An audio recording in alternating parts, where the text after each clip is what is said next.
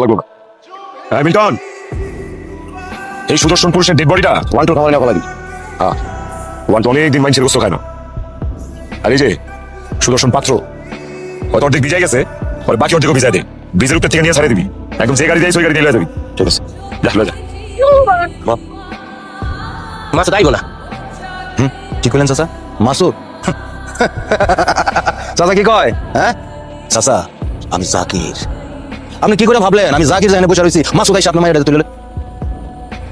আসসালামু আলাইকুম, আমি রিমি। এই জন্য তো কই মাসুদ কিল্লি গা তুলে নিয়ে যাইতে চায়। ভাইজান কিছু বললেন? না না, কিছু বলি নাই।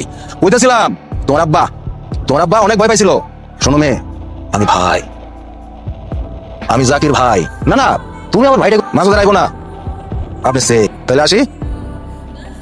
তুই নাকি চাচার মায়ের তুলে নিয়ে যেতে চাস, এই জন্য আমি খাড়ায় আছি।